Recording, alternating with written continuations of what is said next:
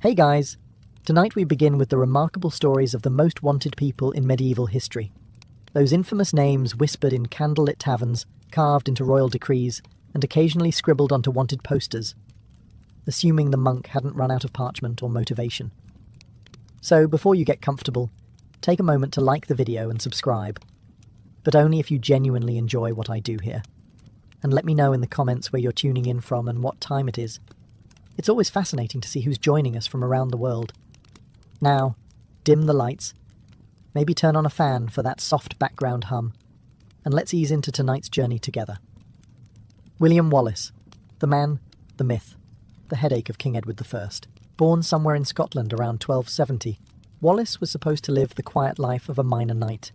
Maybe fight a few skirmishes, drink some ale, complain about the weather, normal medieval hobbies. Instead, he decided to go full most wanted mode by sticking it to the English crown. His crime? Existing loudly as a Scot. The fun began when English troops killed his family. Wallace's response? Go on a murder tour of English garrisons. Not the diplomatic approach, but definitely memorable. He quickly graduated from local nuisance to Scotland's favourite rebel uncle, the guy who shows up at family gatherings and says, "Who wants to overthrow a king today?" His greatest hit was the Battle of Stirling Bridge in 1297. Imagine thousands of English soldiers trying to cross a rickety wooden bridge, while Wallace and his men waited with sharp sticks and bad intentions. The Scots let them shuffle halfway across, then hacked them down like they were weeds in need of pruning. It was less of a battle and more of a group humiliation. England left with fewer men and zero dignity. Naturally, Edward I, also known as Hammer of the Scots, because apparently passive-aggressive Tapper of the Scots was taken, was furious. Wallace, meanwhile, was enjoying outlaw life, raiding, vanishing, reappearing, and generally making England look like the world's worst babysitter. But every medieval rebel has an expiration date. Wallace's came in 1305 when he was betrayed, captured, and hauled off to London for a trial that was basically a theatre performance. The charge? Treason. His defence? I can't betray a king I never swore loyalty to. The judges? Not impressed. Verdict? Guilty. Execution in medieval England was never just, let's kill him. Oh no. They wanted a show. Wallace was dragged through the streets, hanged until half dead, chopped open like a piñata, and his organs flamboyantly removed. Then they cut him into quarters and mailed the pieces around England as a sort of motivational poster for anyone thinking of rebelling. His head got prime real estate on London Bridge, staring down commuters like a very aggressive welcome sign. To Scotland, Wallace was a hero. To England, he was a cautionary tale. To everyone else, he was proof that in the Middle Ages, you could go from minor knight to national icon to dismembered street decor in record time. Forget Robin Hood. William de Morisco was the upgrade nobody asked for but everyone got. Where Robin allegedly robbed the rich and gave to the poor, William robbed the rich and then kept it. Because honestly, who wouldn't? Born into a noble but problematic family in the early 13th century, William grew up with the kind of resume that makes kings twitch. His family was already accused of treason, which in medieval terms was basically genetic.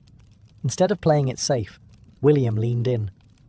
Why settle for being a regular noble when you could be a pirate, a rebel, and possibly the most irritating island landlord in England?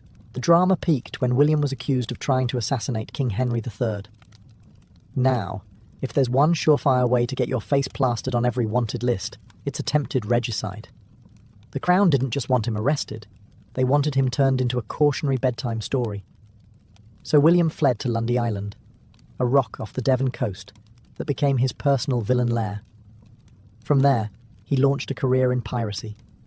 He raided ships, robbed merchants, and turned the Bristol Channel into his own medieval toll booth.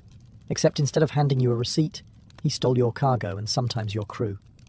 Merchants complained, the Crown fumed, and William just kept cashing in like the sea was his personal ATM. For nearly 2 decades, he made himself a royal nuisance. Think about that. 20 years of making King Henry III look like he couldn't control his own coastline. The king finally snapped and sent a small army to storm Lundy Island. William, shockingly, lost. Turns out, ragtag pirate crew doesn't beat angry king with soldiers. His execution in 1242 was medieval performance art. First, he was dragged through London streets to remind everyone what happened to people who annoyed the crown. Then hanged, drawn and quartered, the full deluxe package. His body parts were distributed across the kingdom like grim party favours. The message was clear. Don't rebel, don't pirate, and definitely don't try to stab the king. William de Morisco may not have inspired ballads, but he didn't need to. He was living proof that being most wanted in the Middle Ages wasn't about justice or morality. It was about how spectacularly you managed to irritate a king, and in that department, William was world-class. If you were making a list of people medieval kings wished would just stay quiet and embroider, Eleanor of Aquitaine would be at the top. She wasn't just smart, she was dangerously smart, which in the 12th century was the fastest way for a woman to get labelled a heretic, a witch, or my ex-wife.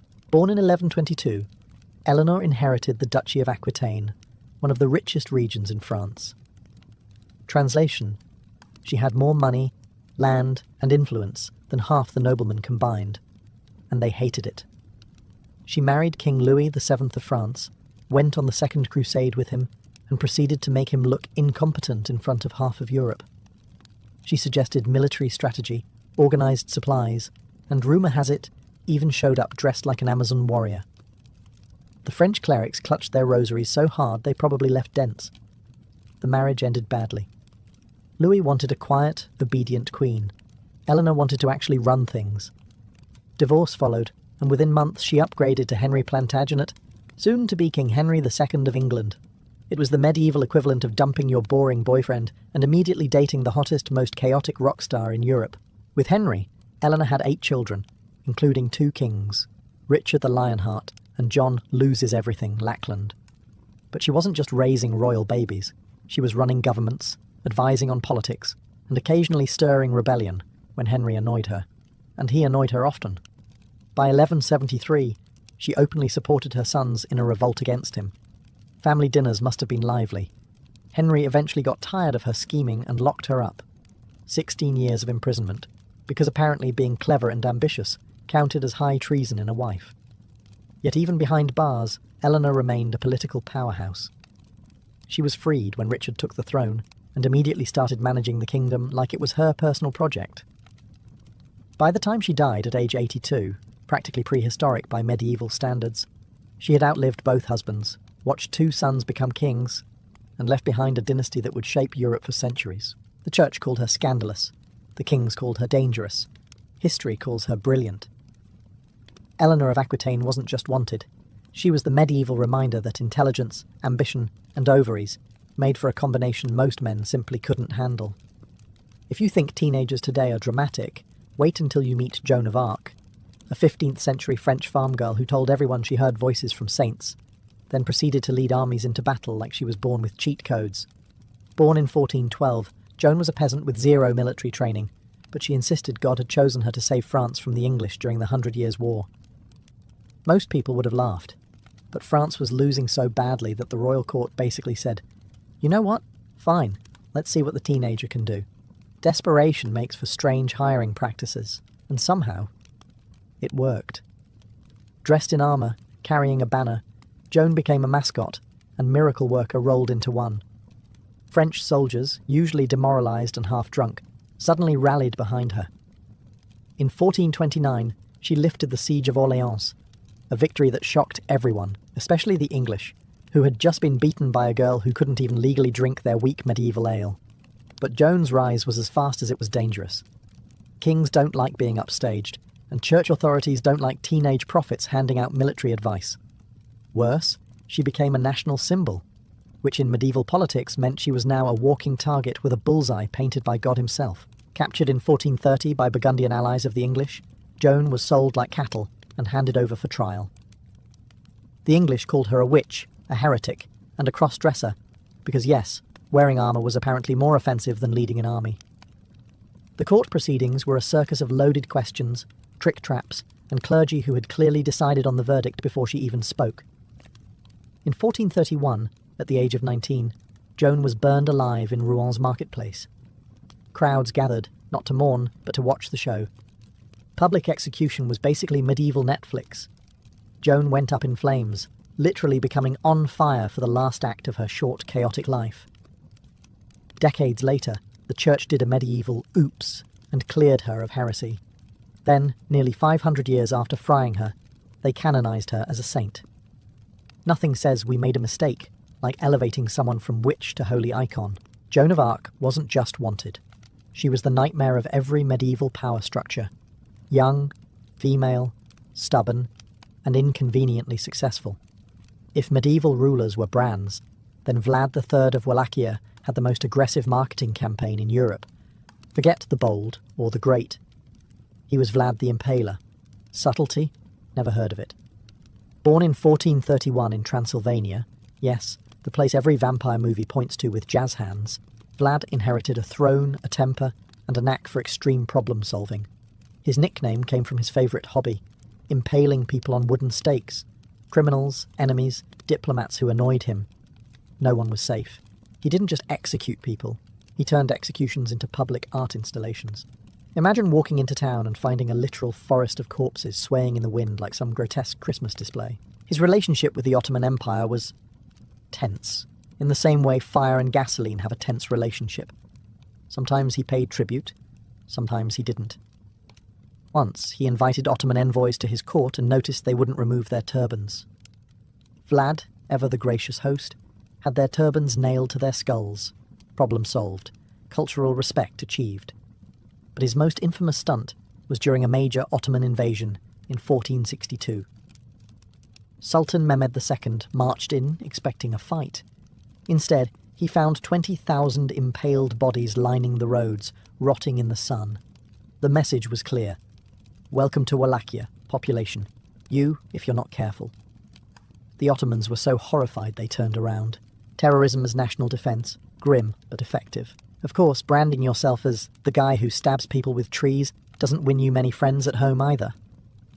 Local nobles hated him. Rival claimants wanted him gone. Even his allies side-eyed him. Depending on the chronicle, Vlad was either a patriotic hero defending his people or a sadistic maniac who made Genghis Khan look like a kindergarten teacher. Eventually, his enemies caught up with him.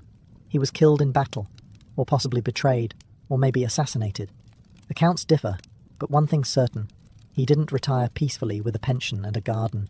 His head was sent to the Sultan as a trophy, proving that even the impaler could end up impaled by politics. Centuries later, Bram Stoker borrowed Vlad's name and reputation for his vampire Count Dracula. So yes, Vlad's branding stuck. Literally forever. Not many rulers get remembered for their stake collection. In short, Vlad wasn't just wanted. He was the medieval equivalent of a viral horror meme. Every medieval most wanted list needs at least one guy who couldn't pick a career path. Enter Eustace the Monk, former Benedictine monk, part-time sorcerer, full-time pirate, and occasional accountant. Yes, accountant. Even criminals had to balance the books. Born around 1170 in Boulogne, Eustace started off in a monastery. For reasons historians still debate, boredom, bad beer, or a particularly stern abbot, he ditched the monk life. Supposedly he even studied black magic. Was he really a wizard, or was this just medieval rumour mill slander? Hard to say. But pirate wizard definitely sounds cooler than disgruntled ex-monk with anger issues. After leaving holy life, Eustace dabbled in law, then promptly broke it. He clashed with the Count of Bologna, which escalated into full-blown outlawry. With the king's men chasing him, Eustace did what any sensible fugitive would. He ran to sea and became a pirate. Not a yo-ho-ho romanticised pirate either. More of a burn your ships, rob your cargo, laugh while doing it type. Operating out of the Channel Islands, he terrorised merchant ships and coastal towns. Sometimes he fought for France, sometimes for England, sometimes for himself. He was basically the medieval gig economy in human form, switching employers whenever it suited him. Picture a mercenary on LinkedIn with endorsements for plundering, tax evasion, and black arts. By 1212, Eustace had carved out such a reputation that both England and France wanted him dead. He played both sides during the wars between King John of England and Philip of France, raiding ports and charging protection fees like a medieval mob boss. The English crown accused him of treason. The French accused him of betrayal. Merchants accused him of ruining their lives. Basically, everyone had him on speed dial for most wanted. His end came in 1217 at the Battle of Sandwich. Yes, that's the actual name. Eustace was captured by English forces after his ship was cornered. Offered the chance to surrender for mercy, he declined, which was bold, because his captors promptly chopped off his head. No trial, no delay. Just quick decapitation, and a collective sigh of relief from every sailor in the Channel. Eustace the monk wasn't remembered as noble or tragic. He was remembered as the chaos button everyone regretted pressing. Pirate, sorcerer, accountant, and eventually, cautionary tale. Most generals struggle to win battles with full use of their senses. Jan Žižka of Bohemia said, "Hold my beer and my eyeball."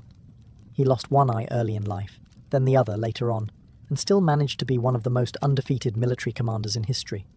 Yes, undefeated. Blindness, 0. Žižka, 100. Born around 1360, Žižka grew up in a turbulent Bohemia where religion, politics, and general bad vibes collided. When the Hussite Wars broke out after Jan Hus was burned for heresy, Žižka joined the rebels. The Catholic Church and Holy Roman Empire thought they were fighting disorganized peasants. Žižka proved them wrong by turning farmers into an army that chewed up knights for breakfast. His genius? The war wagon? He basically invented medieval tanks. Heavy wagons chained together into mobile fortresses, bristling with crossbows, pikes, and early firearms. Imagine rolling up to a fancy armoured knight on horseback, only to be blasted in the face by a peasant hiding behind a wooden cart. Knights hated it. Peasants loved it. Žižka's wagons turned every muddy hill into a death trap. Even after he went totally blind, Žižka kept commanding. He used messengers and memory to direct battles, relying on sound, instinct, and the sheer terror he inspired in both friends and foes. His soldiers followed him, not just because he was smart, but because losing wasn't on the menu. Ever. Under Žižka, the Hussites won battle after battle against crusades sent by popes and emperors alike. His reputation grew so fearsome that enemies sometimes refused to fight him outright. Stories circulated that Žižka's mere presence could doom an army. It didn't matter if he couldn't see. His enemies saw him just fine, and that was enough. He finally died in 1424, not from battle but from illness. A disappointment to anyone hoping for a Hollywood ending. According to legend, Žižka ordered his skin to be made into a war drum so he could keep terrifying enemies even after death. Whether or not that's true, the rumour alone was enough to keep knights awake at night. Jan Žižka wasn't just wanted, he was unavoidable. The blind general who beat everyone, left undefeated, and basically turned peasant uprisings into one long medieval TED talk on why you shouldn't underestimate farmers with carts. If Scotland had William Wallace, Wales had Owain Glyndwr, the man who basically looked at English authority and said, "Not today, Henry." Born around 1359 into a minor noble family, Glyndwr had enough wealth to be respectable, but enough national pride to make himself very inconvenient for the English crown. In 1400, fed up with English rule, Glyndwr declared himself Prince of Wales. Not kind of Welsh, not local leader, but the actual prince, as in, "Move over, monarchy, this is mine now." Bold move. Risky too. Within weeks he went from landowner to most wanted with a price on his head. What followed was a rebellion that England couldn't quite crush. Glyndwr rallied farmers, nobles, and anyone else who hated paying English taxes, so everyone. He fought guerrilla-style, ambushing troops, torching castles, and vanishing into the hills like a medieval Batman. His supporters even drafted plans for an independent Welsh church and parliament. For a moment, it looked like Wales might actually break free. And then came the English response. Henry IV threw armies at him. Henry V threw bigger armies at him. Every time the crown thought they had Glyndwr cornered, he slipped away. His ability to avoid capture bordered on supernatural. Villagers swore he could vanish into mist. Others claimed he had spies everywhere. Realistically, he just knew the Welsh terrain better than the invading knights in their shiny, clanky armour. But rebellions run on money and morale, and both eventually ran out. By 1415, Glyndwr's forces were scattered, his castles lost, and his family captured. Yet the man himself? Gone. No dramatic last stand, no execution, no heroic martyrdom. He simply disappeared. One day he was leading a revolt, the next he was a rumour. Some say he died in hiding. Others whispered he was still alive, waiting to return and finish what he started. The English crown hated this so much they kept officially listing him as a fugitive for years after he was probably dead. Nothing's more embarrassing than being haunted by a guy who may not even exist anymore. Owain Glyndwr remains a national hero in Wales, the ghostly prince who defied the English, vanished into legend, and left behind a story too good to kill. For England, he was the rebel that got away. For history, he's proof that sometimes the most wanted man is the one you never catch. When you think of a medieval noblewoman, you might picture embroidery, poetry, and the occasional diplomatic marriage. Elizabeth Bathory apparently missed that memo and instead went for possible serial killer and unofficial brand ambassador for blood-based skincare.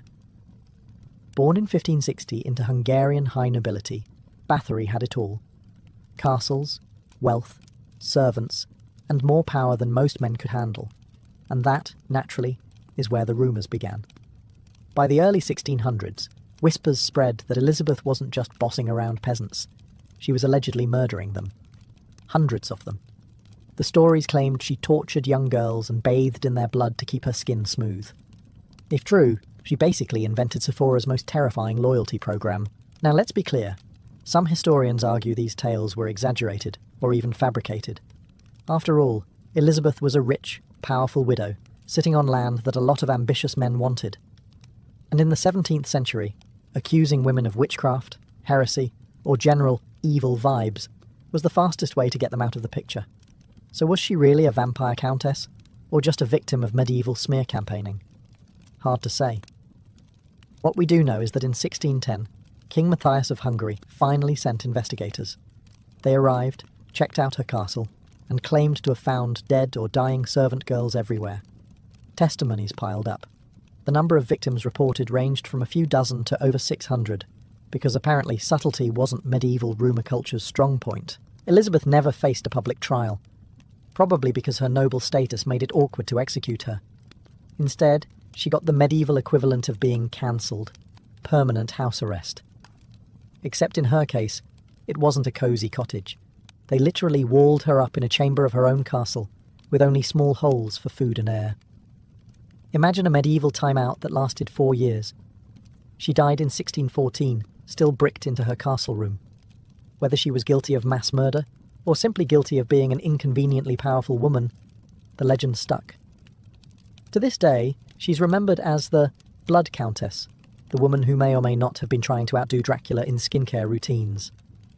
Elizabeth Bathory wasn't just wanted, she was infamous, a mix of horror story, political cautionary tale, and the reason no one in Hungary looked at bathtubs the same way again. If history had a category for worst career transitions, Gilles de Rais would win gold. He went from celebrated knight and national hero to one of the most infamous criminal cases of the Middle Ages. Think French war hero turned true crime podcast subject. Born in 1405 into a wealthy noble family, Gilles rose to fame as a commander alongside Joan of Arc. Yes, that Joan of Arc. When she was rallying French troops against the English, Gilles was right there in shining armour, fighting bravely, earning titles, and collecting more land and castles than he could reasonably manage. For a while, he was basically France's golden boy, rich, decorated, and close to royalty. Then came the plot twist. After Joan's execution, Gilles retired from war life. Retirement, for most nobles, meant hunting, politics, or throwing endless banquets. Gilles apparently decided, nah, I'll try something darker. Rumours spread that he squandered his fortune on extravagant plays, alchemy experiments, and, according to his accusers, outright murder. Not just 1 or 2 murders either. We're talking possibly hundreds of children. The accusations were grim: kidnapping, torture, ritual killings. Testimonies at his trial painted him as a monster hiding behind velvet curtains. Of course, this was the Middle Ages, where exaggeration was practically a sport. Some historians argue the charges were inflated to strip him of wealth and power. Others say the evidence, bodies, witnesses, confessions under questionable circumstances, was too overwhelming to dismiss. Either way, the French crown wasn't about to let the scandal slide. In 1440, Gilles was arrested, interrogated, and put on trial. His defence? Basically non-existent. He eventually confessed, though whether it was out of guilt, coercion, or the realisation that he was doomed is anyone's guess. The verdict? Guilty on every count. His sentence? The deluxe medieval execution package, hanged and then burned. Because apparently one method wasn't enough for a man this notorious. On October 26, 1440, Gilles de Rais met his fiery end in Nantes. Crowds gathered, not out of pity, but to watch the spectacle. Execution Day was medieval Europe's favourite form of reality TV. So what do we make of Gilles de Rais? To some, he was a scapegoat for political greed. To others, he was the boogeyman of French history. Either way, he became the ultimate cautionary tale. Today's hero can be tomorrow's horror story. If medieval authorities hated anything more than rebellion, it was a woman with opinions, especially ones written down. Enter Marguerite Porete, a French mystic who in the late 13th and early 14th century decided the church wasn't explaining God properly and took it upon herself to write a book about it. That alone was practically a death wish. Her work, The Mirror of Simple Souls, wasn't some casual devotional. It was a full-blown mystical manual that argued true spiritual freedom meant being beyond the rules of the church. Translation: you don't need priests, rituals, or bishops. You can just vibe directly with God. That idea went over about as well as telling the IRS taxes were optional. For a while, Marguerite actually got away with it. Her book circulated, people admired it, and some even copied it by hand. But word spread up the clerical food chain, and soon the theological watchdogs were on her case. The book was declared heretical. She was ordered to stop distributing it. Marguerite's response: a polite but firm no. This was not the answer the Inquisition wanted. So in 1308 she was arrested and put on trial in Paris. Her interrogators expected grovelling, repentance, maybe even tears. What they got was a woman who flat out refused to deny her book, back down, or play the part of the frightened heretic. She stood her ground with the stubbornness of someone who knew the ending was already written. The verdict, unsurprisingly, was guilty of heresy. And because medieval punishments were never subtle, the sentence was death by fire. On June 1st, 1310, Marguerite was burned at the stake in front of a massive crowd. Public executions weren't just justice. They were entertainment, and nothing drew an audience like a condemned heretic. The irony? The Mirror of Simple Souls survived. Despite being banned and condemned, copies kept popping up. Centuries later, theologians would praise it as one of the finest works of Christian mysticism. In other words, the church killed the author, but couldn't kill the book. Medieval censorship. Not exactly flawless. So Marguerite Porete joins the most wanted list, not because she raised armies or poisoned kings, but because she wrote something too radical, too defiant, and far too inconvenient to be ignored. Her crime was thinking too hard, and refusing to apologise for it. Everyone remembers Guy Fawkes, the man who tried to blow up Parliament in 1605, and instead blew up his own reputation. But centuries earlier, Europe already had a whole parade of let's try to explode things and hope for the best types. Spoiler: it almost never worked. Take the 14th and 15th centuries, when gunpowder started trickling into Europe. Suddenly, ambitious rebels looked at barrels of the stuff and thought, what if instead of fighting knights, we just turned castles into fireworks? It was the medieval version of discovering matches, and immediately deciding to juggle torches indoors. One early example came from the Hussites in Bohemia during the early 1400s. These were peasants fed up with church corruption, and they loved a good bang. They didn't just use gunpowder and cannons, they experimented with primitive bombs, flinging them at enemy troops. Half the time they went off too early, making the user the main casualty. But hey, when it worked, it made a very loud point. There were also smaller, more personal attempts at medieval demolition. Would-be assassins sometimes tried to blow up enemy strongholds, or sabotage supply wagons with barrels of powder. The problem? Medieval engineering was not subtle. Sneaking a giant wooden barrel filled with explosives into a guarded castle courtyard was about as discreet as walking into church with a live goose under your arm. Someone always noticed, and when these plots failed, which was often, the punishment was spectacular. Rebels were hanged, drawn and quartered, or roasted alive next to the very barrels they'd hoped to ignite. Authorities didn't just execute you, they turned your botched fireworks show into a warning. What makes these pre-Fawkes figures so fascinating is how determined they were. Despite near-zero chance of success, they kept trying. It was like medieval slapstick. Rebels sneaking barrels of powder around, while guards squinted suspiciously at the obvious trail of black dust on the floor. By the time Guy Fawkes came along, the idea of blowing up your enemies with powder was old news. He just went bigger and failed harder. But his medieval predecessors? They were the guinea pigs of gunpowder rebellion. proving that while dynamite makes for great theatre, it rarely makes for successful politics. In the Middle Ages, going boom or bust almost always meant bust, followed by your body parts being displayed in several counties as a very loud reminder not to try it again. Most wanted figures in medieval history earned their status by being rebels, pirates, or serial irritants. Saladin? He made the list simply by being too good at his job. That job happened to be humiliating European crusaders. Born in 1137 in Tikrit, Saladin rose through the ranks to become Sultan of Egypt and Syria. While European kings were busy tripping over their own armour, Saladin was uniting Muslim forces and actually getting things done, a shocking concept in the Middle Ages. He didn't just fight, he strategized, and worse, he kept winning. His biggest power move came in 1187 at the Battle of Hattin.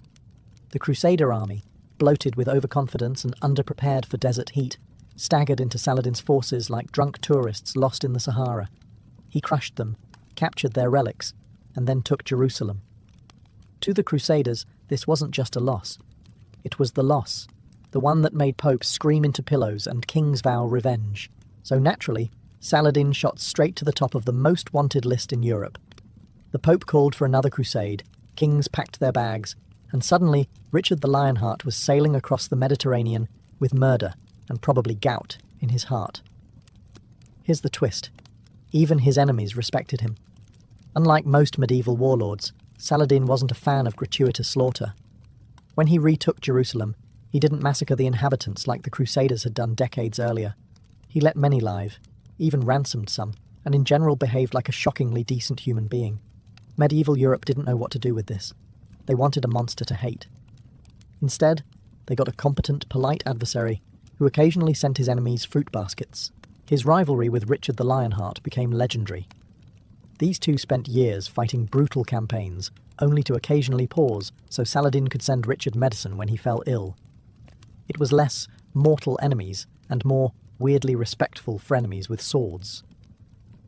Saladin died in 1193, not by blade or betrayal, but from illness. When he passed, he left behind little personal wealth, despite ruling vast lands, because he'd given much of it away. Europe still saw him as a nightmare, but a nightmare wrapped in courtesy and honour. So yes, Saladin was absolutely most wanted, but he was also the rare enemy who managed to be admired while still making popes spit blood.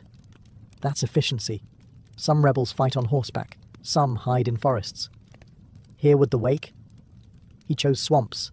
Nothing says catch me if you can, like living knee-deep in mud surrounded by mosquitoes the size of pigeons. Born around 1035, Hereward was an Anglo-Saxon noble who didn't take kindly to William the Conqueror, showing up in 1066 and claiming England like it was an empty Airbnb.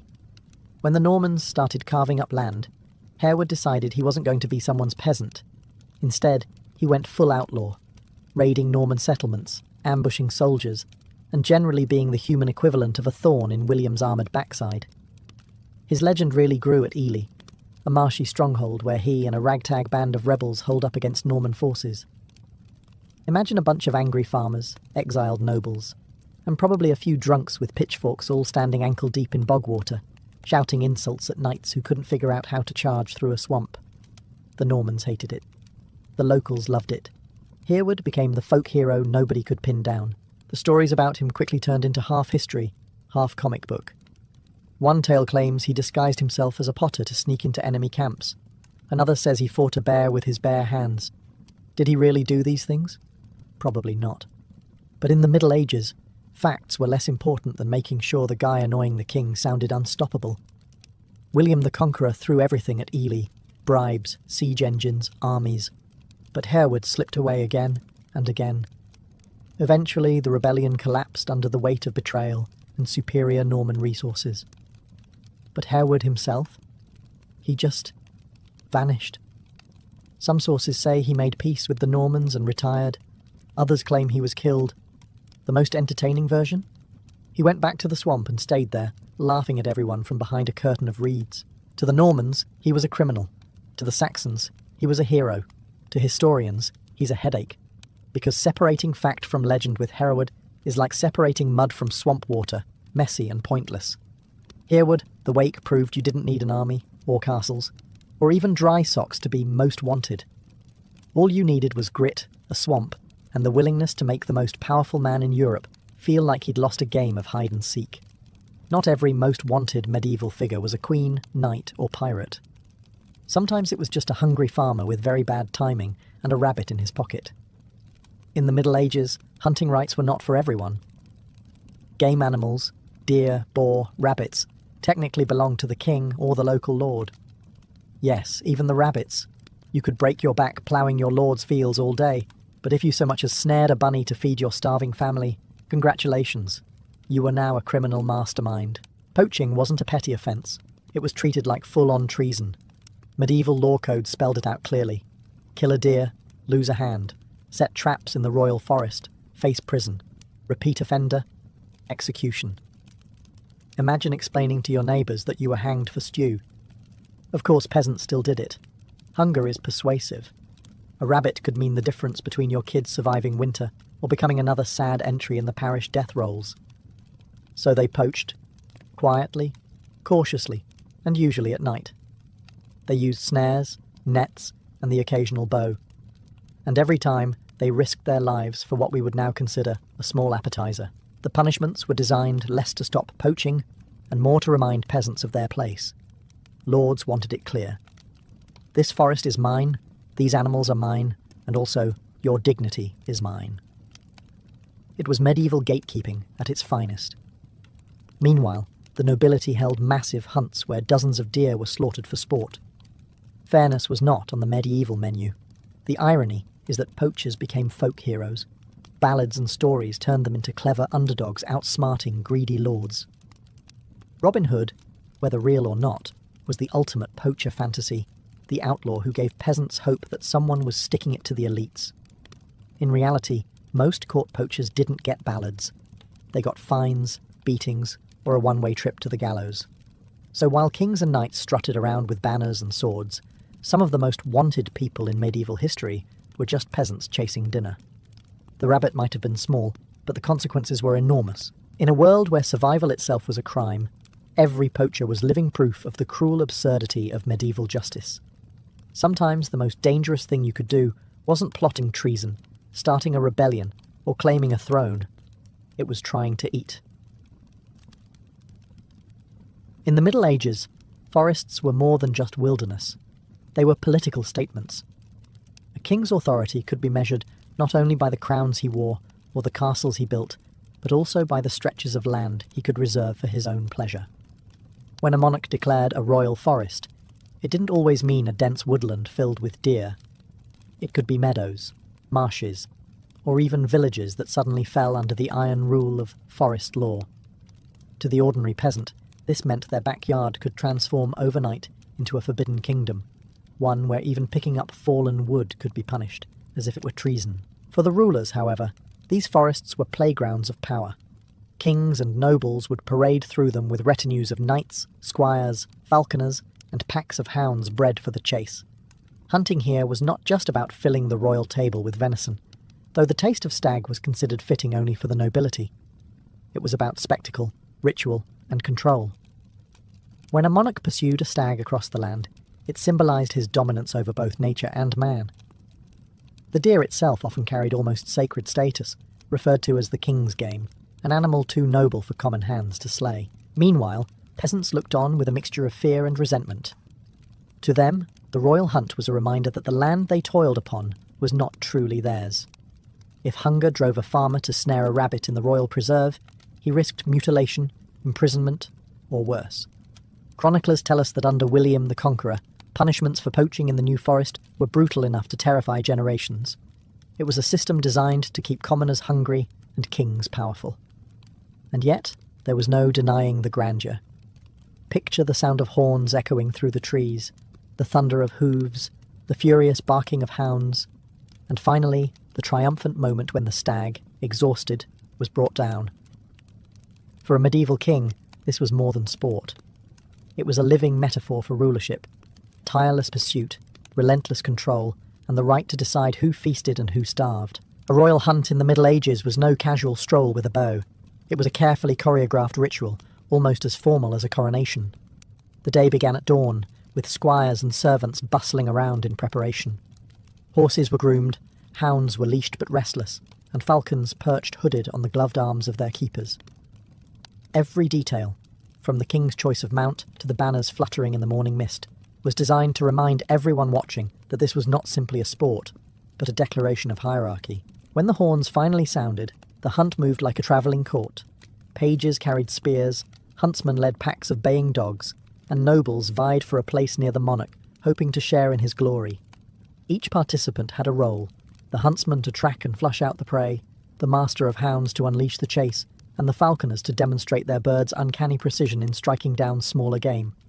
Even the spectators, ladies of the court perched on horseback or in carriages, played their part, oohing and applauding at each display of power and skill. The hunt itself could stretch for hours. A stag might lead the royal party through rivers, over ridges, and into deep cover, pursued relentlessly by hounds. It was exhausting work, and not just for the animal. Horses stumbled, dogs fell behind, and courtiers struggled to keep pace. Only the most determined, or most ambitious, stayed close to the king. To drop back was to lose visibility, and with it, political influence. To remain near was to prove loyalty and stamina, qualities valued in both hunting and governance. When the quarry was finally surrounded, a ritual kill often followed. The honour of striking the final blow usually belonged to the monarch or a noble of his choosing. Kneeling huntsmen would present the knife or spear, while heralds and musicians heightened the moment with sound.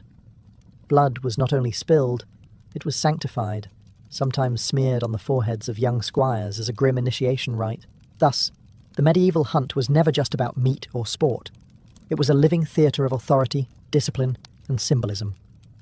The forest became a stage, the animals unwilling actors, and the king always the star, master of the chase, master of the realm. If the royal hunt was a theatre, then the animals were the most carefully trained performers. To hunt without them would have been like holding a feast without music. Every noble household prided itself on its kennels and mews, for dogs and hawks were more than tools. They were status symbols. Hounds were bred for specific roles, each type reflecting centuries of selective breeding and noble preference. Greyhounds, with their sleek bodies and lightning speed, were ideal for chasing hares across open fields. Mastiffs, massive and muscular, were valued for their strength and ferocity when cornering wild boar, a quarry dangerous enough to kill a man with a single charge. Scent hounds, like the ancestors of today's bloodhounds, had noses so keen that they could follow the faintest trail through tangled woods. To command a pack of such beasts was to display wealth, patience, and mastery over nature itself. Then there were the birds. Falconry was an art form, practiced with near religious devotion. A noble might spend years training a single hawk, teaching it to strike pheasants, partridges, or even rabbits with flawless precision. The sight of a falcon launched from the gloved hand of a king, soaring, circling, and finally swooping down upon its prey, was a visual metaphor for rule itself, swift, decisive, and absolute. Not everyone, however, was permitted to wield these birds. A strict code determined which rank of noble could fly which species. For example, only emperors could legally keep a gyrfalcon, the rarest and most prized of hunting birds. To own one without the proper title was an insult to the very order of medieval society. Hierarchy extended even to the care of these animals. Entire staffs of huntsmen, falconers, and kennel masters devoted their lives to tending the beasts. Their expertise gave them surprising influence.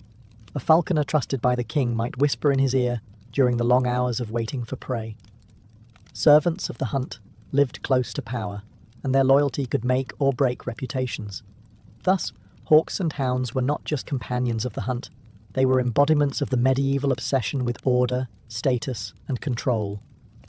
In a world where lineage defined destiny, even animals were ranked, and their use carefully regulated.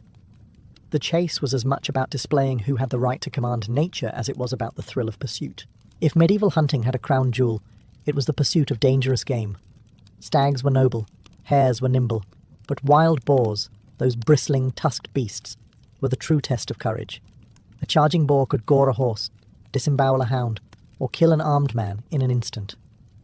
Chroniclers loved to describe these hunts, not because they ended in feasts, but because they separated pretenders from warriors. A king who stood his ground against a boar earned admiration. One who faltered earned whispers behind his back. Boar spears reflected this high-stakes game. Unlike simple lances, they had crossbars below the blade to prevent the furious animal from rushing further up the shaft once impaled. Even so, hunters risked being dragged to the ground in a frenzy of thrashing hooves and snapping tusks. It was not uncommon for nobles to be gravely injured or killed during such chases. But that was precisely the point. Danger gave the hunt meaning. To kill a beast that could kill you back was a badge of honour, a statement that you had earned your place among the powerful. Stags, too, held symbolic weight. Known as the king of the forest, the stag's strength and endurance made it a favourite quarry. Entire hunts could last from morning until dusk, with the animal leading its pursuers through rivers, over ridges, and across treacherous ground. When finally brought down, the stag was often honoured with elaborate rituals, its antlers displayed like trophies of rulership. In medieval imagination, the stag symbolised both Christ and kingship, noble, elusive, and sacred. To hunt it was to engage in an act that blurred the lines between religion, nature, and monarchy. And then there were the bears, wolves, and even exotic beasts imported for staged hunts. In parts of Europe, bears were baited for spectacle, while wolves were relentlessly tracked as enemies of livestock and civilization itself. Some monarchs, eager to showcase their grandeur, imported lions or leopards to release in controlled hunts, because nothing said, "I rule the world," quite like chasing down a beast from another continent. These dangerous hunts carried a message louder than any sermon. The king was master over life and death, over beast and man alike. By triumphing against nature's fiercest creatures, rulers turned violence into pageantry, a performance of survival, courage, and unshakable dominance. When the chase was over and the quarry slain, the medieval hunt transformed from a deadly pursuit into a banquet of authority. The feast was the natural climax of the day's exertions, a chance to turn sweat, blood, and dust into ceremony. Hunting was never just about killing animals, it was about displaying how those animals could be consumed, divided, and shared as tokens of power. Venison, the flesh of the stag, was not ordinary meat. It was the food of kings and nobles, reserved by law and custom. While peasants might gnaw on mutton or pork, the rich crimson meat of the deer was forbidden to them, just as the forests that held it were. Serving venison at a banquet was a clear signal. This table belongs to privilege. Other game, boar, hare, pheasant, even swan or crane, appeared in extravagant dishes that bordered on the theatrical. Meat was spiced heavily, presented whole, and sometimes accompanied by elaborate sugar sculptures or heraldic displays that reminded guests they dined in the presence of majesty. But the food itself was only half the story. The hunt was followed by a ritualized distribution of spoils known as the curé. This was a ceremonial butchering of the animal, often done in full view of the court. The choicest cuts were reserved for the monarch, lesser portions given to nobles according to rank, and scraps thrown to the hounds that had helped secure the kill. Watching this division was like attending a miniature model of feudal society. Every person, from king to kennel boy, received their portion, reminding all of the rigid hierarchy that governed their world. The evening feasts extended the spectacle. Courtiers toasted the monarch's courage, poets recited verses comparing him to Alexander or Caesar, and musicians filled the halls with triumphant fanfare. The successful hunt became not just a meal, but a political rally, reinforcing the king's might and generosity. To be invited to such a feast was itself a privilege. To be seated close to the monarch was a mark of favour that could make or break careers. Thus, the medieval hunt did not end in the forest, but at the high table. The slain animal, once a symbol of nature's strength, was transformed into nourishment, ritual, and propaganda. In every slice of venison, in every raised goblet, the message was the same. The king hunts, the king feasts, and the king rules. To a medieval monarch, the forest was more than a playground. It was a parliament without walls. Invitations to a royal hunt were coveted as fiercely as seats at a council table. To ride beside the king in pursuit of a stag was to gain his ear in a way that no crowded hall could offer. Politics thrived in the woods, carried along with the sound of horns and the thunder of hooves. Unlike formal assemblies, where words were measured and scribes recorded every utterance, the hunt allowed for offhand conversations, subtle favours, and whispered promises. A noble might press his case for land or office between gallops. An ambitious courtier could demonstrate loyalty by keeping pace with the king through hours of grueling terrain, proving both physical stamina and political devotion. Failure to attend, on the other hand, could be seen as disrespect, or worse, a sign of waning loyalty. Hunting also served as a stage for testing relationships among nobles. Rivals rode together, often forced into proximity by the logistics of the chase. A misstep in etiquette, whether claiming a kill that should belong to another or letting one's hounds stray, could spark long-lasting enmity. Conversely, sharing in the triumph of a successful hunt could cement alliances, sealed later over venison and wine at the feast. Foreign dignitaries, too, were sometimes invited to join. For them, the hunt was not only a gesture of hospitality, but a demonstration of power. To watch the king control 100 hounds, or to see a falcon strike true at its prey, was to be reminded of his command over both nature and men. Diplomatic hunts could impress allies, intimidate rivals, and quietly reinforce a ruler's prestige without a word of negotiation spoken. But politics in the woods was not without its dangers.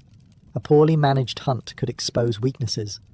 If the king was unseated, injured, or, heaven forbid, failed to bring down his quarry, whispers of incompetence could spread faster than wildfire. Success was essential, and huntsmen took care to stage-manage outcomes, ensuring that the monarch's spear always found its mark.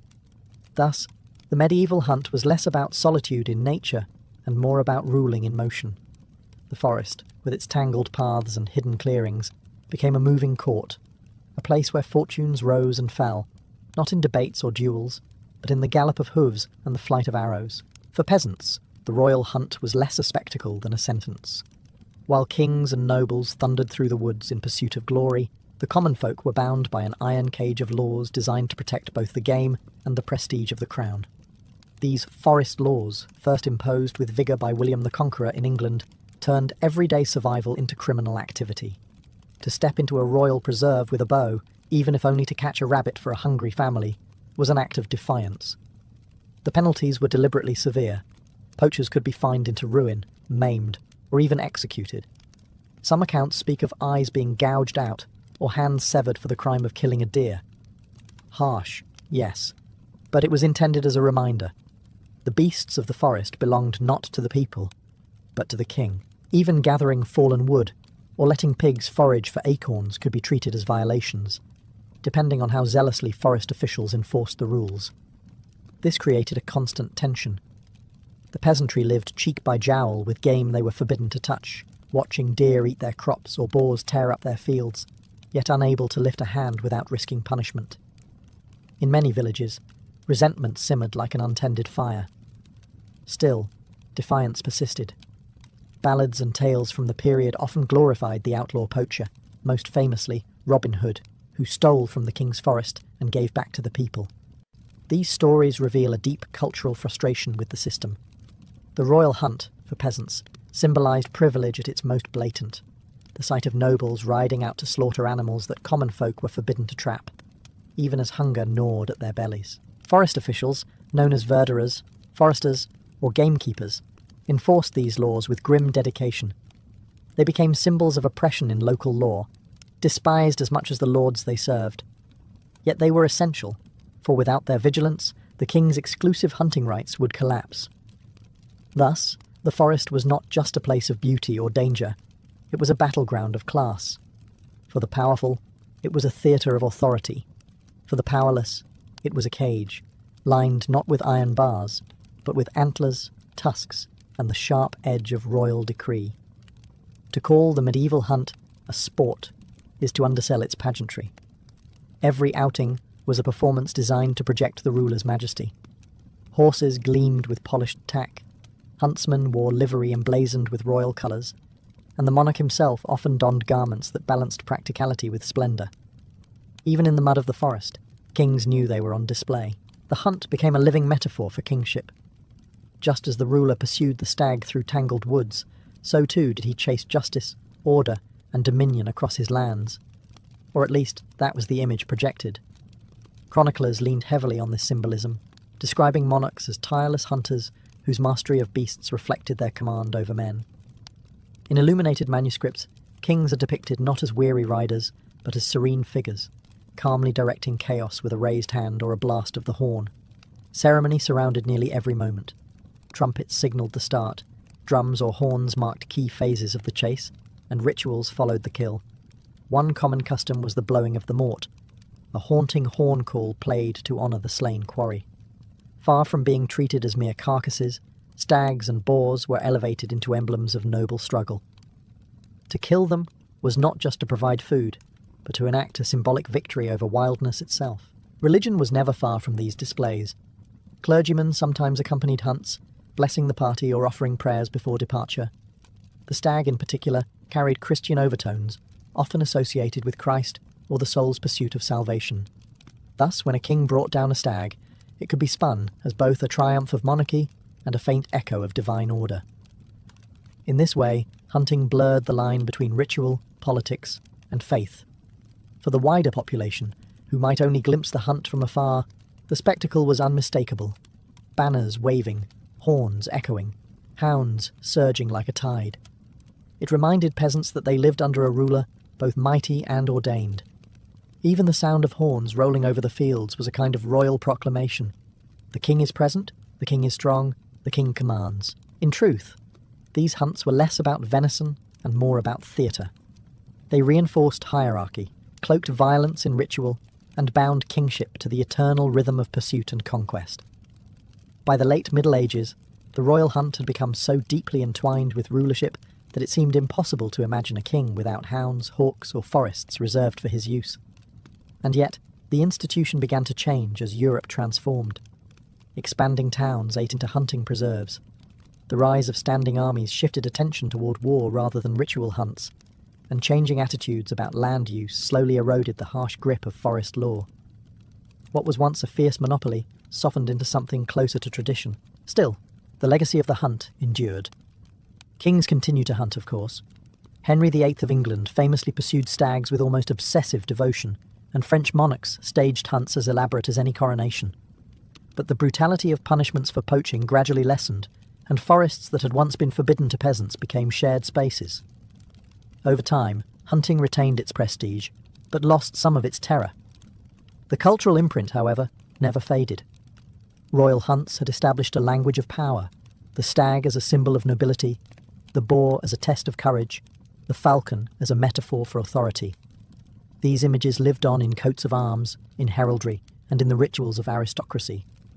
Even today, echoes remain. Fox hunting in England, or stag hunting traditions in Central Europe, carry with them the shadows of medieval spectacle. Perhaps most telling is how the idea of the king as hunter seeped into literature and imagination.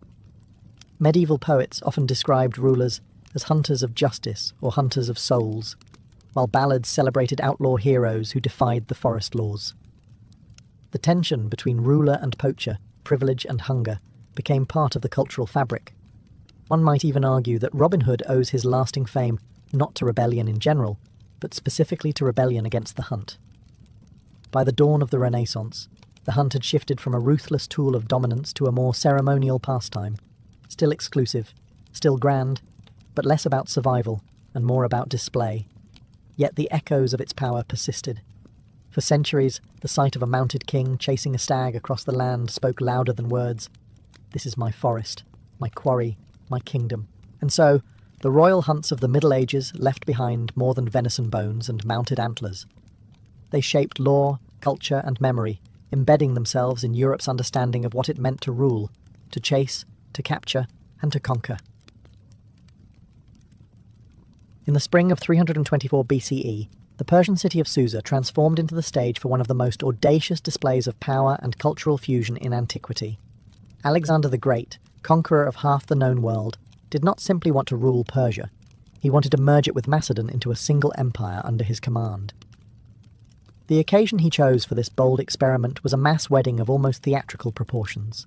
In a carefully orchestrated ceremony, Alexander himself married Statera, daughter of the late Persian king Darius III, while at the same time compelling around 80 of his top generals and companions to take Persian brides from the nobility. The grandeur of the event was staggering. Susa's palace, already famed for its wealth and luxury, was transformed into a glittering theatre of union. Chroniclers tell us that golden couches and silver tables were set for the feasting, with music and incense filling the halls. Brides, clad in rich Persian robes and heavy with jewels, were presented to their new Macedonian husbands in processions meant to awe both guests and participants. Alexander, seated like a living god, gave the impression that this was not simply a royal wedding, but the birth of a new world order. Yet beneath the splendour, unease simmered. For Persians, the marriages represented honour, their daughters now tied to the men who ruled their lands. For Macedonians, however, the event was jarring. These were men raised to view Persians as enemies, suddenly asked to take them as wives. Some grumbled that Alexander had abandoned his own people in favour of the customs of the conquered. Others resented the loss of choice, forced into unions that felt more like political commands than bonds of love. Still, Alexander pressed on with determination. The marriages were carefully symbolic, Macedonian power joined with Persian bloodlines, a physical metaphor for the empire he envisioned. And by taking a princess of Darius as his bride, Alexander was sending an unmistakable message. He was no mere conqueror, but the legitimate heir to the Persian throne. Thus, in the heart of Susa, amid silk banners and solemn vows, Alexander attempted something greater than conquest. He sought to turn war into kinship, enmity into alliance.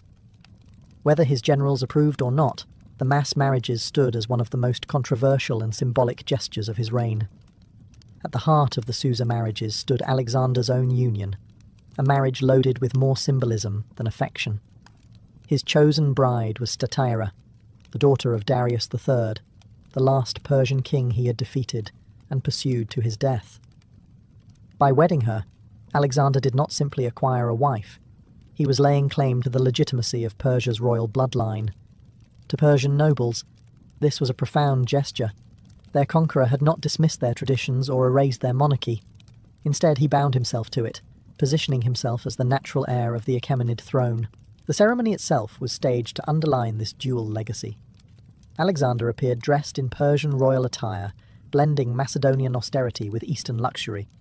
For his followers, it was a striking sight.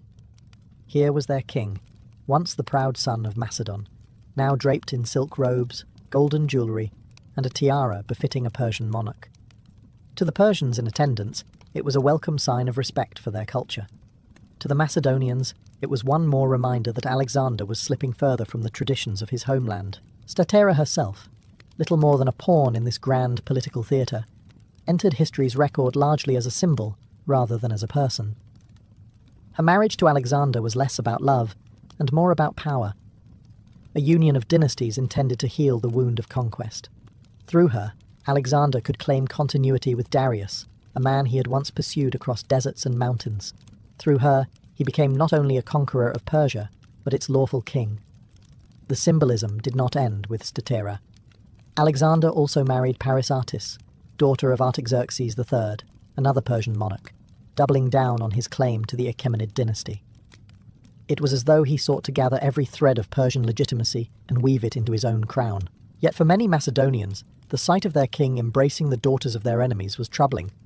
They had followed Alexander across Asia to topple Persia, not to join it. His marriage was meant as a bridge, but to some, it looked like betrayal. The tension between these perspectives hung over the event like a shadow, foreshadowing the resentment that would haunt Alexander's dream of a unified empire. If Alexander's own wedding to Stateira was a calculated move to secure legitimacy, the marriages he imposed on his generals were a blunt instrument of policy. Around 80 of his closest officers, men who had bled with him from the Granicus to the Indus, suddenly found themselves standing in line at Susa's palace, each paired with a Persian bride selected from the noble families of the empire.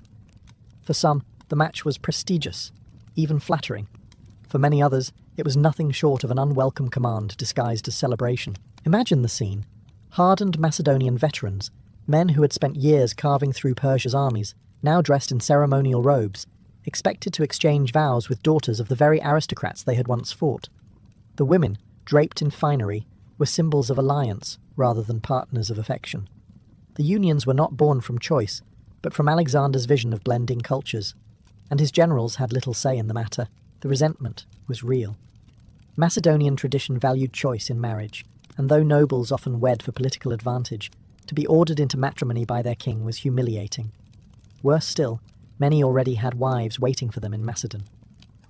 The new marriages raised awkward questions. Were their previous unions invalid now, or were they expected to juggle two worlds, one Greek, one Persian? Alexander, enamoured with his vision of unity, brushed aside such concerns. The marriages would stand, and with them, the symbolic message that Macedonians and Persians were no longer enemies, but kin.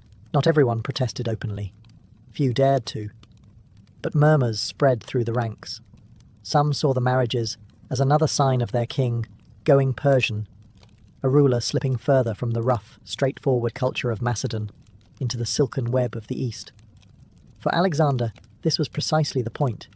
He wanted his generals not only to rule Persians, but to become tied to them by family, by children, by blood. The banquet that followed was dazzling, a hall of feasting where Macedonian warriors sat beside their Persian brides, golden cups raised in uneasy toasts. But beneath the music and the laughter lay tension. The generals smiled for their king, but many silently wondered what price they would pay for a marriage not of their choosing. For the Persians, the mass weddings at Susa were not humiliations but affirmations. In their eyes, Alexander was no longer a foreign invader, but a ruler who sought to respect their traditions and integrate their nobility into the new order. By marrying Statera, daughter of the defeated Darius III, and giving Persian brides to his generals, Alexander was sending a clear message. Persia was not conquered soil to be trampled, but a partner in shaping the empire's future. To Persian aristocrats, this was an extraordinary opportunity. Their daughters, once symbols of dynastic pride, were now bound to the most powerful warriors in the world.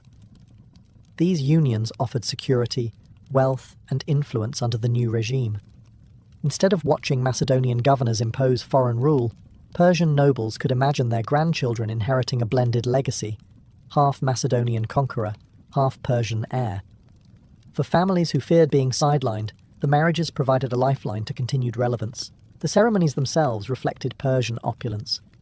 Brides were dressed in shimmering silk gowns embroidered with gold thread, their hair adorned with jewels and elaborate veils.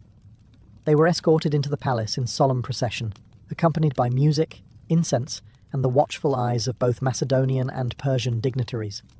It was a spectacle meant to dazzle, and it did. For Persians in attendance, the sight of their daughters honoured and displayed at the heart of Alexander's empire was a sign that their traditions had not been erased, but elevated. There was also precedent. Persian kings had long used marriage as a political weapon, binding allies and rivals alike with carefully chosen unions. To them, Alexander was not betraying Greek custom, but wisely adopting Persian strategy. If anything, the mass weddings resembled an Achaemenid spectacle more than a Macedonian one, with Alexander consciously casting himself in the mould of the Persian great king. Yet even among Persians, there was some unease. Not every noble family rejoiced at the thought of their daughters wed to men who had marched across their lands with fire and sword. Some may have wondered whether these marriages were truly partnerships, or simply gilded chains binding them to Macedonian overlords. Still, the public face was one of honour and reconciliation. For Persia, the Susa weddings offered hope. Hope that bloodlines might heal where battlefields had scarred, that the conqueror's empire could become their empire too. If the ceremonies of marriage symbolised unity, the banquet that followed was designed to overwhelm the senses and burn Alexander's vision into memory. Ancient sources describe a feast of such scale and opulence that it rivaled anything staged by the old Persian kings. In Susa's great hall, long tables groaned under the weight of golden vessels, silver platters, and countless delicacies drawn from across the empire. Bread from the fertile Nile, spices from India, game from Persian forests, and wine in such abundance that fountains are said to have flowed with it. Alexander presided like a figure halfway between king and god, seated beside his new bride Statera, and flanked by generals with their own Persian wives.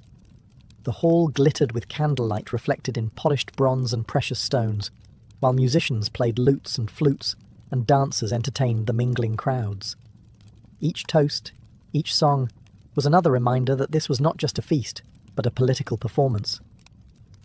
The highlight of the evening came when Alexander ordered gifts for the thousands of guests.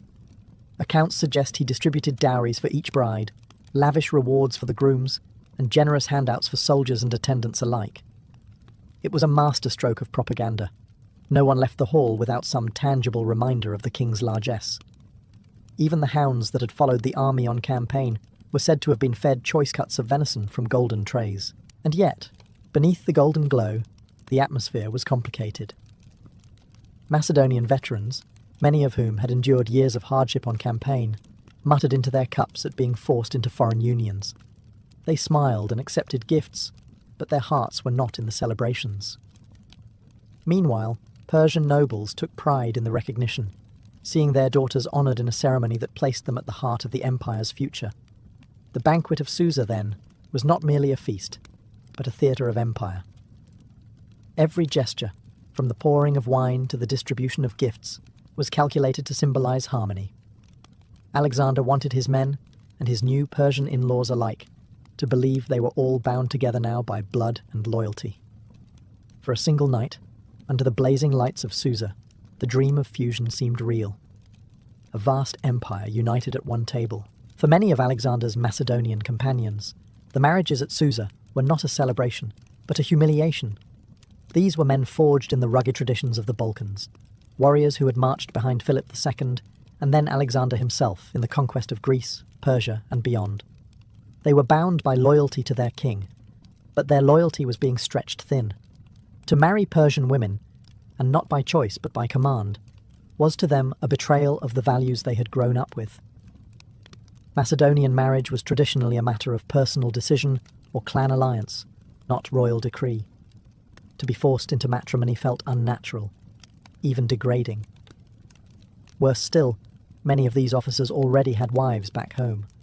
Were they now expected to abandon them, or would they be compelled to maintain two households, torn between Macedonian tradition and Persian expectation? Alexander, blinded by his vision of fusion, seemed unconcerned with such practical and emotional realities. The resentment went deeper than personal grievances. To many Macedonians, the marriages symbolised their king's troubling transformation. They had once followed Alexander with pride as he outmanoeuvred Persian armies and toppled their great king. Now they saw him draped in Persian robes, adopting Persian court rituals, and marrying not one but two Persian princesses. To them, it looked as though Alexander was slowly becoming the very thing they had fought to destroy. Whispers spread through the camp. Soldiers muttered that their king was more interested in pleasing Persians than honouring the men who had carried him to victory. Some veterans sneered at the notion of raising half-Persian heirs, fearing that Macedonian bloodlines would be diluted. Others saw in the weddings an ominous foreshadowing.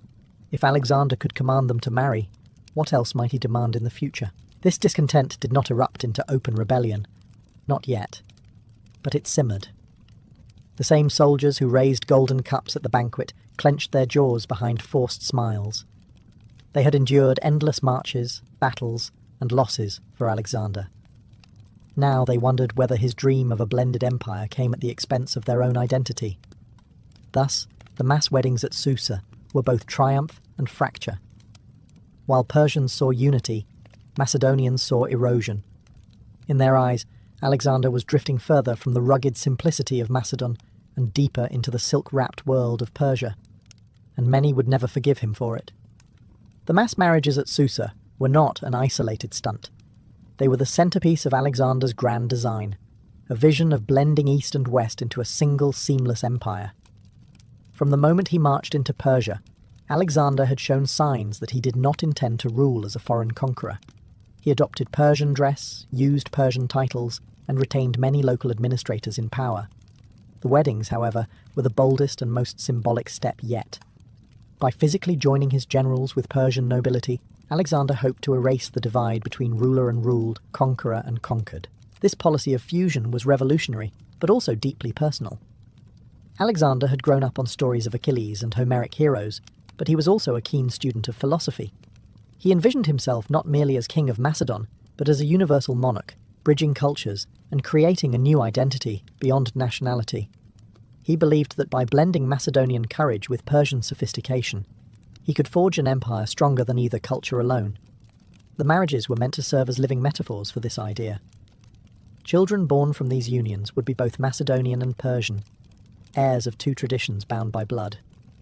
Over generations, Alexander imagined, this new hybrid aristocracy would erase old resentments and give his empire a unified ruling class. The banquet, the ceremonies, the gold and silk, all were part of this grand narrative of unity, but lofty ideals often collide with human realities. While Persians welcomed the gesture, Macedonians resisted. To them, Alexander's dream was less about fusion and more about erasure of their traditions, their pride, and even their sense of superiority as conquerors. Yet Alexander pressed on, convinced that the future lay not in separation but in synthesis. His policies went beyond marriage. He encouraged his men to learn Persian customs, promoted Persians into military and administrative roles, and even trained young Persians in Macedonian fighting styles to blend armies as well as families. These moves alarmed many of his old guard, but they thrilled those Persians who saw in Alexander not a destroyer but a rebuilder. Thus, the mass marriages at Susa were the crown jewel of Alexander's dream. Not just a wedding feast, but the first step toward a new kind of empire. Whether his soldiers liked it or not, Alexander was determined to bind East and West together, even if it meant tying knots with golden chains. For all the splendour of Susa, the mass marriages did not age well. In the immediate years they bound Macedonian officers to Persian noble houses, but the glue was weak, held together more by Alexander's authority than by genuine affection.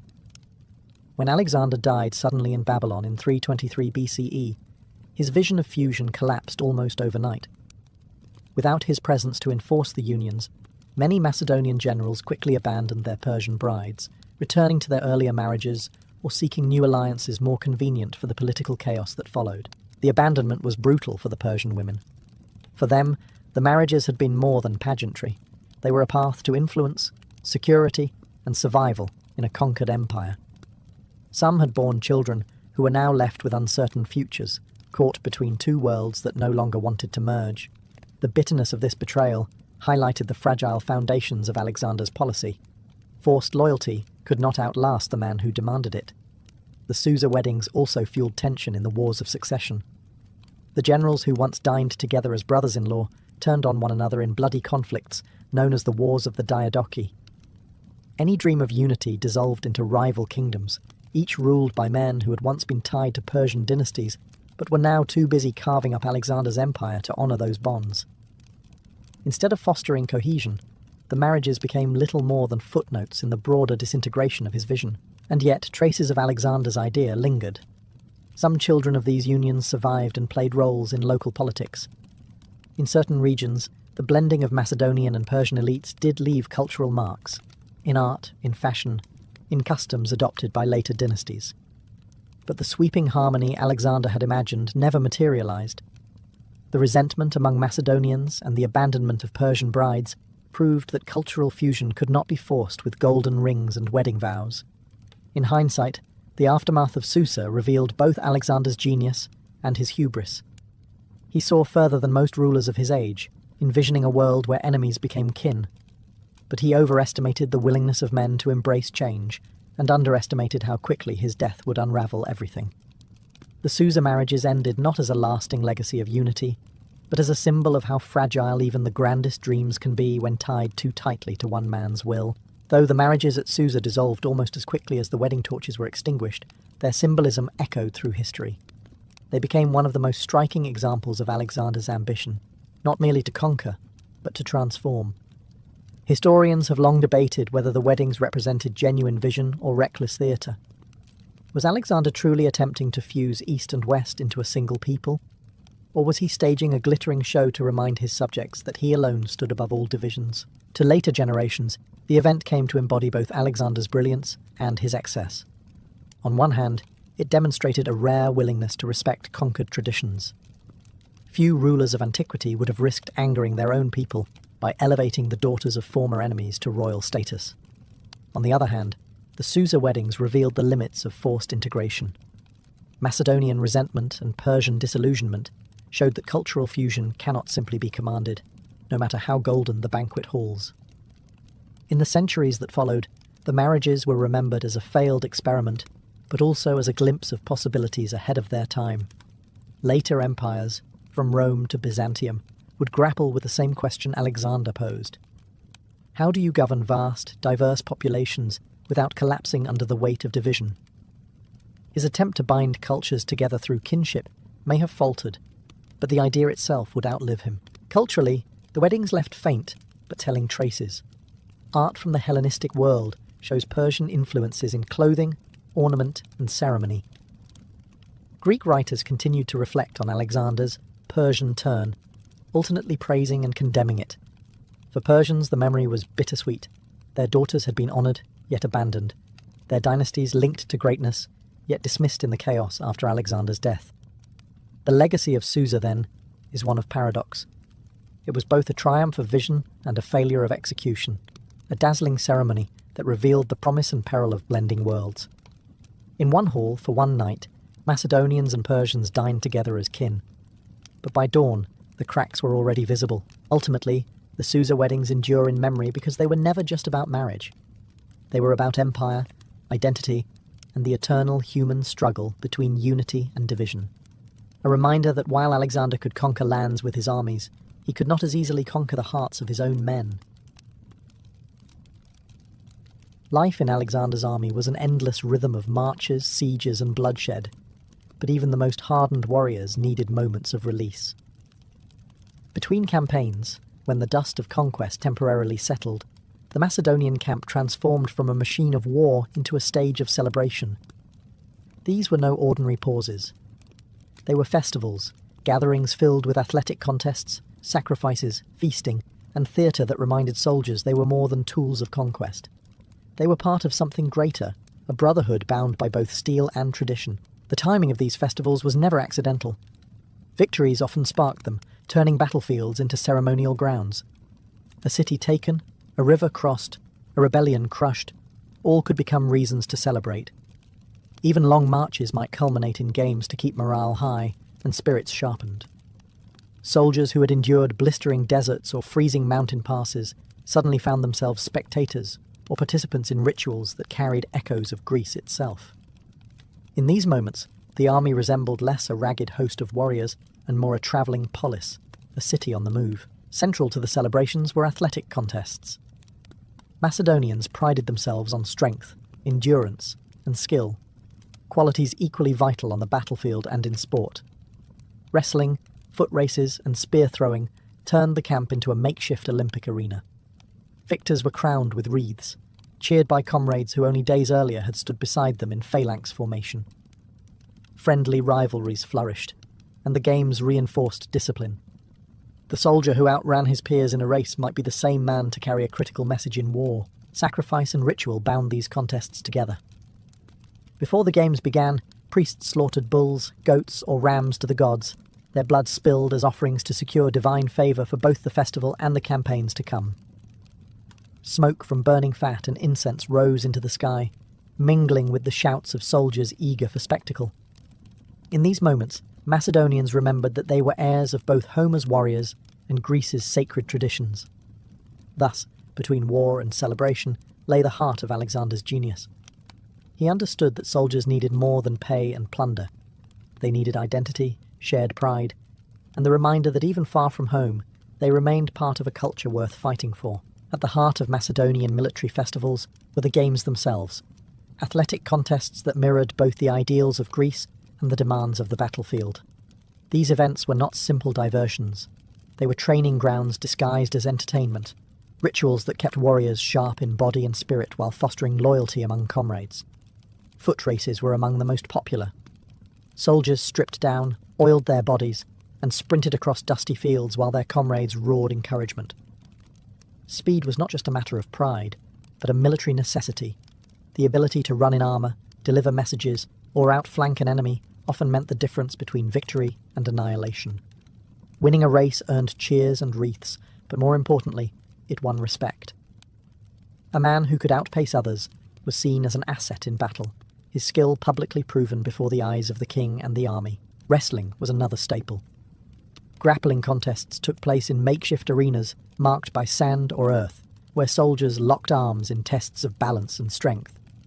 Wrestling taught discipline, endurance, and quick thinking, qualities essential in phalanx formations, where one soldier's faltering grip could topple the line. Victors were celebrated for both their skill and their toughness, for to wrestle in front of peers was to prove resilience not just physically, but mentally. Javelin throwing and archery carried obvious military value. Soldiers competed to hurl spears the farthest, or strike targets with precision, contests that sharpened the same skills they would use against enemies. A soldier who could pierce a distant target in competition could just as easily strike an enemy shield in battle. These games transformed practice into prestige, rewarding accuracy and strength with immediate honour. The contests were often accompanied by music, cheers, and the awarding of simple prizes, wreaths of olive or laurel, symbols harkening back to Olympia. But the true reward was less tangible. Victories were immortalized in the memory of comrades, strengthening bonds of pride and camaraderie. Even those who lost gained from the spectacle. They learned humility, resilience, and the encouragement to train harder for the next festival. In these contests, the Macedonian army was more than a band of killers. It was a living brotherhood that celebrated its own skill and discipline. And through every race, grapple, and throw, Alexander's soldiers reminded themselves why they were feared across the world. Because they were not just fighters, but athletes of war. No Macedonian festival began without the gods. For Alexander and his men, victory in battle and triumph in games both required divine approval.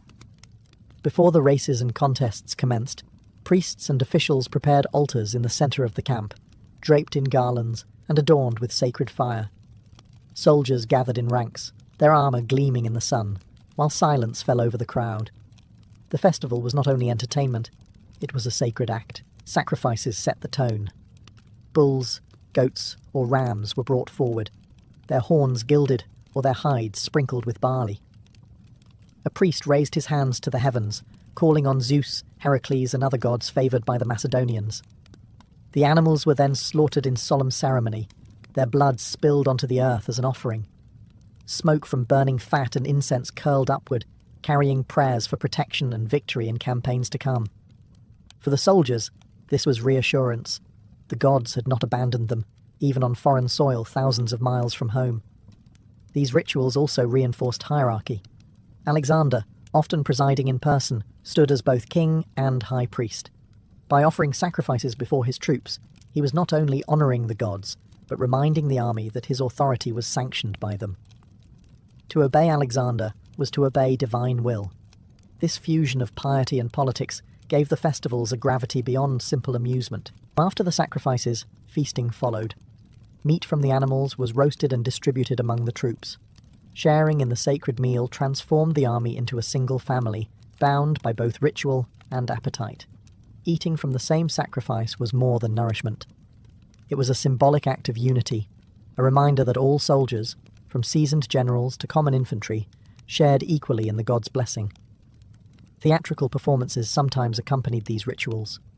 Actors or musicians reenacted episodes from Homer, or sang hymns that glorified both the gods and Alexander's victories. In this way, ritual, art, and sport blended seamlessly into a cultural celebration that felt both Greek and uniquely Macedonian. Through sacrifice and ritual, the festivals reminded Alexander's soldiers of their identity. They were not mercenaries fighting for pay. They were warriors of a sacred mission, chosen by the gods and led by a king who honoured them with blood, fire, and feast. Beyond the races and sacrifices, Alexander's military festivals also echoed the cultural heartbeat of Greece. Theatre. Even far from home, amid the dust of Asia or the deserts of Persia, soldiers found themselves gathered in makeshift amphitheatres, where drama, music, and poetry wove together celebration and identity. These performances reminded the troops that they were not just conquerors, they were heirs to Greek civilization itself. Temporary stages were erected from wood and cloth, often in the shadow of captured cities or in cleared spaces within the camp. Actors donned masks and costumes, some improvised, some carried along with the army's baggage. The repertoire ranged from tragedies of Aeschylus and Euripides to comedies of Aristophanes, works that soldiers had grown up hearing in their youth. Watching them performed in distant lands was a powerful reminder of continuity. The same words that had echoed in Athens and Macedon now resounded on the banks of the Indus. Theatre served more than entertainment. It carried moral weight. Tragedies spoke of hubris, fate, and the will of the gods. Themes that resonated with men marching under Alexander, who himself seemed larger than life. Comedies, meanwhile, offered relief, lampooning authority and poking fun at daily hardships. Laughter in camp was as essential as discipline, and the performances gave soldiers a chance to forget, if only for an evening, the brutal realities of war. Music was ever present. Flutes, lyres, and drums accompanied performances, filling the air with rhythms that could stir pride or soothe weariness. Songs of Homeric heroes were sung, linking Alexander's men to Achilles and Odysseus, reminding them that their struggles were part of a larger heroic tradition. Dancers sometimes joined, their movements symbolic of victory, sacrifice, or even comic relief. These cultural events also reinforced loyalty to Alexander. He often sponsored the performances personally, inviting poets and actors to join the campaign. By providing theatre and music, Alexander gave his men not just pay or plunder, but culture, the very thing that distinguished Greeks from barbarians in their own eyes. The soldiers were reminded that wherever they marched, they carried Greece with them. Thus, in the laughter of comedies, the solemnity of tragedies, and the rhythm of music, the festivals bound the army not only as warriors, but as a community of culture. In those moments, Alexander's camp was less a battlefield and more a city alive with art, pride, and shared identity. No Macedonian festival was complete without food and drink, and plenty of both. After the sacrifices and games, the camp erupted into feasts that blurred the line between ritual and revelry. Fires blazed, spits turned with roasting meat, and soldiers sat together in long rows, drinking, laughing, and retelling stories of battles past. For men who had endured endless marches and the horrors of war, the banquet was more than indulgence. It was healing, camaraderie, and affirmation that their suffering bound them as brothers. The meals often began with the distribution of sacrificial meat. This was no ordinary dinner, but a sacred act. All soldiers partook of the same offering, a sign that they shared equally in the gods' favour. Kings and commoners alike ate from the same beasts, though Alexander and his generals sat at central tables, visible reminders of hierarchy within unity. The ritual made clear that while all were bound together, order still prevailed. Wine flowed in staggering quantities. Amphorae were cracked open, cups passed hand to hand, and toasts rang out in honour of the gods, the king, and fallen comrades. Drinking contests were common, sometimes spiralling into wild displays of bravado. Macedonians, notorious for their hard drinking, turned these moments into tests of endurance no less competitive than the athletic games. To outdrink a rival was to claim a small victory in honour and pride, though more than a few ended the night sprawled in the dust, defeated by Dionysus rather than Persians. Feasts were also occasions for storytelling. Veterans recounted battles, exaggerating feats of courage while comrades jeered or cheered. Musicians played flutes and lyres, while dancers performed, weaving entertainment into the merriment. These shared experiences created memories as powerful as any oath of loyalty.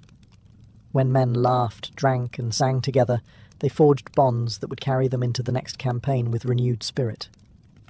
Alexander himself often presided over these gatherings, visible and approachable. He raised cups alongside his soldiers, reminding them that he was not only their king, but their comrade in arms. These moments of shared humanity strengthened his charisma and deepened loyalty. Soldiers could say they had eaten and drunk with the conqueror of Asia, an intimacy no amount of coin could buy. Thus, the feasts of the Macedonian festivals were not mere excess. They were glue, binding an army of thousands into one body, one voice, one memory. Around the fire, with meat in hand and wine on their lips, Alexander's soldiers found the spirit that made them unstoppable. While feasts and theatre fed the spirit, martial displays fed the pride of an army that lived for war. At Alexander's military festivals, soldiers were not content with foot races and wrestling alone. They demonstrated the very skills that made Macedon feared across the world: mock battles, cavalry drills, and weapon contests that blurred the line between training and spectacle. These were not only thrilling to watch, but essential reminders of the discipline that kept the empire together. Phalanx demonstrations were crowd favourites. Soldiers marched in tight formation, shields interlocked, and spears levelled like a living wall of iron. To the casual onlooker, it was a show of power. To the veterans, it was rehearsal for survival. Even in celebration, precision was demanded. Any faltering line brought jeers from the crowd and harsh rebukes from officers. The spectacle reinforced a sobering truth. The games might be festive, but war was never far away. Cavalry displays were equally dramatic. Companion horsemen, Alexander's elite riders, thundered across open fields in dazzling manoeuvres, wheeling and charging in perfect unison. Horses draped in bronze fittings gleamed in the sun, while lances lowered in mock charges stirred both admiration and intimidation. For Persians and other conquered peoples invited to watch, these displays were a reminder that Alexander's army was not only powerful in battle, but endlessly prepared for the next. Weapon contests added a competitive edge. Archers tested their aim at distant targets, while javelineers hurled spears for distance and accuracy. Swordsmen performed choreographed duels, clashing blades in controlled, yet electrifying displays of speed and ferocity. Victors earned roars of approval, but even the losers were celebrated for their bravery. To compete was to honour the army, and each contest reminded the men that their skills, honed through endless campaigns, were the bedrock of Macedonian supremacy. Mock battles sometimes capped these displays, with two companies of soldiers squaring off in simulated combat. Dust rose, spears clashed, and shouts rang out as though a real enemy had appeared. The audience cheered with the same fervour they might show in actual battle, turning drills into theatre. For the men in formation, it was both practice and pride, a chance to prove themselves before their king and comrades. In these martial displays, Alexander's army celebrated not by laying down arms, but by wielding them. The festivals reminded every soldier that their glory was not only in conquest, but in the relentless skill, unity, and discipline that made Macedon unstoppable. At the centre of every Macedonian festival stood Alexander himself. The games, feasts, sacrifices, and performances were not simply diversions for weary soldiers. They were carefully orchestrated rituals designed to draw the army closer to its king. Alexander understood better than most rulers that loyalty was not maintained by fear alone. It had to be nurtured through shared experiences, visible presence, and gestures that reminded his men they were part of his story, not merely pawns in it. During festivals, Alexander often appeared not as the distant monarch enthroned above his people, but as a comrade among them. He competed in contests, sometimes racing or throwing the spear, demonstrating that he too was subject to the same tests of strength and courage. When he feasted, he drank from the same wine as his men, laughed at the same songs, and raised toasts in memory of fallen comrades. These acts blurred the line between king and soldier, creating the impression of shared brotherhood. For warriors who had marched thousands of miles under his banner, such intimacy was priceless. At the same time, the festivals elevated Alexander beyond ordinary mortals. Sacrifices to Zeus, Heracles, or even to himself as a demigod linked his leadership to divine approval. Priests invoked his name alongside the gods, and theatrical performances celebrated his victories as though they belonged to myth. The dual image was powerful, Alexander as both companion and chosen leader of destiny. The festivals also served as moments of reward. Soldiers were given gifts, promotions, or public praise in front of their peers. Nothing bound a man tighter to his king than recognition in the eyes of the army. A simple crown of olive or a golden cup awarded by Alexander carried more weight than a fortune, for it signified that the king himself had witnessed and honoured a man's deeds. In this way, loyalty was constantly reinforced. The soldiers saw Alexander as one of them, and yet above them, a man who shared their hardships while embodying their highest aspirations. The festivals were not only celebrations, but acts of political genius, welding thousands of individuals into a single loyal body centered around their king. For Macedonian soldiers, loyalty was not abstract. It was lived, in laughter beside the fire, in games under the sun, and in the presence of a leader who seemed destined to rule the world. The festivals were not staged for Macedonian eyes alone. Conquered peoples, allied rulers, and envoys from distant lands were often invited to witness the celebrations, turning them into powerful displays of propaganda. For Alexander, the games were as much about sending a message as they were about entertaining his troops.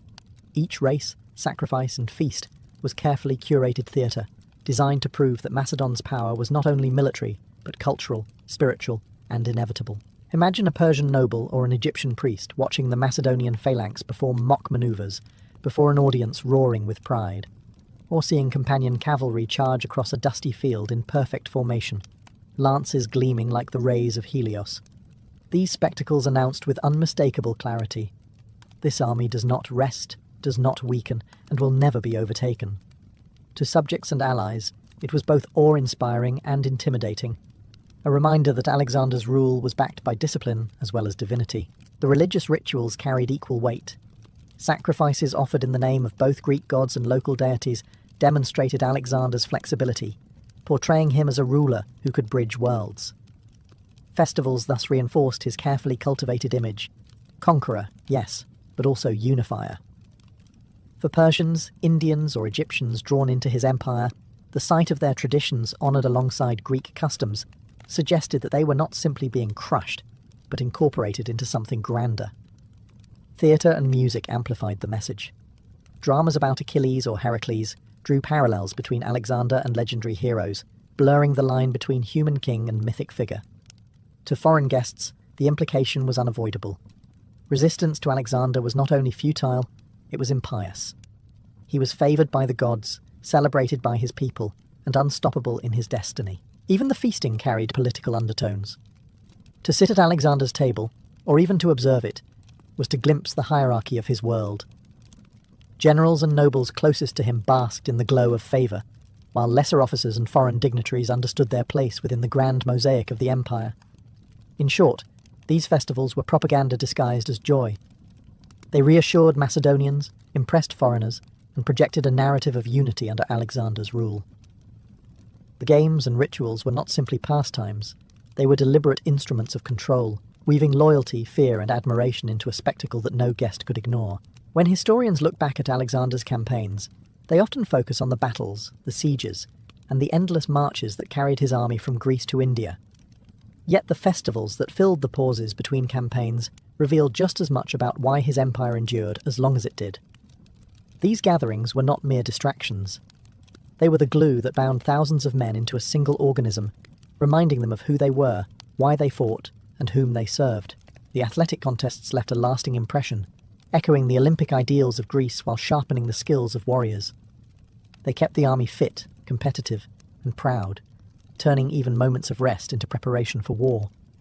Ritual sacrifices and shared feasts reinforced the belief that the gods stood alongside Macedon, their blessings poured into every cup of wine and every piece of roasted meat. Theatre and music gave the soldiers a cultural lifeline, linking them back to their homeland, even as they marched deeper into unfamiliar lands. The propaganda value of these festivals also endured. By showcasing discipline and unity to foreign eyes, Alexander turned entertainment into diplomacy, making conquered peoples respect, if not love, the empire they now belonged to. These spectacles carried a message more persuasive than any sword. Macedon was not only powerful in battle, but unshakable in spirit. Most importantly, the festivals reinforced the charisma of Alexander himself. He was seen both as a companion in revelry and as a semi-divine figure presiding over rituals. This duality cemented loyalty in a way few rulers have ever achieved. His men could boast that they had feasted, raced, and sacrificed beside their king, while also believing they served someone chosen by the gods. The legacy of these gatherings survived long after Alexander's death.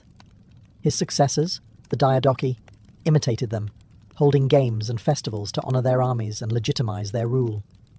Though the empire fractured, the memory of those celebrations lingered, proof that discipline and joy, war and culture could coexist under a single banner. In the end, the Macedonian military festivals were more than diversions.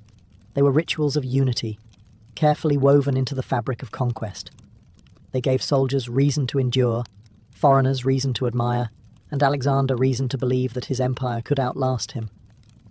For a moment, between blood and dust, they created a vision of harmony that was as vital to victory as any spear or shield.